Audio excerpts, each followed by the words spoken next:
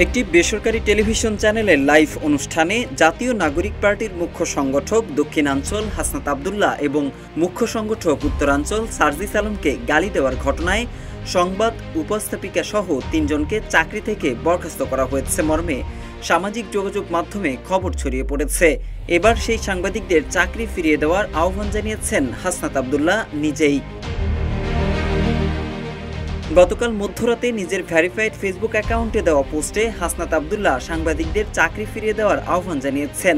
সাংবাদিকদের চাকরি ফিরিয়ে দেওয়ার আহ্বান জানিয়ে পোস্টে হাসনাত লিখেন, এখন টিভির সাংবাদিকদের চাকরি ফিরিয়ে দিতে হবে।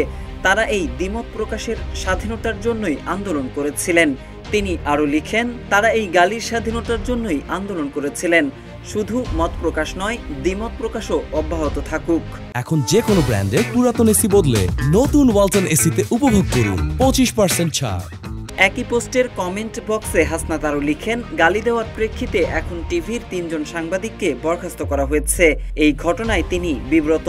হাসনাত আরও লিখেন, রাজনীতিবিদদের যাতে স্বাধীনভাবে সমালোচনা করা যায় সেই অধিকারের জন্যই তারা আন্দোলন করেছেন, এখনও করছেন। তাদের এই লড়াই একটা স্বাধীন বাংলাদেশ গড়ার লড়াই উল্লেখ করে হাসনাত লিখেন, যেখানে যে কোনো মানুষ রাজনীতিবিদদের উচিত বা অনুচিত সমালোচনা করতে পারবে, তবে প্রত্যাশা থাকবে সেটি হবে গঠনমূলক উপায়ে। সর্বশেষ তিনি মত প্রকাশের স্বাধীনতা রক্ষায় তারা বদ্ধপরিকর, সেই মত তার বিরুদ্ধে হলেও উল্লেখ করেন। এদিকে গতকাল সন্ধ্যায় ধর্ষণের শিকার হয়ে মারা যাওয়া আসিয়ার জানাজায় অংশ নিতে মাগুরায় যান হাসনাত আব্দুল্লাহ ও সার্জিস আলম।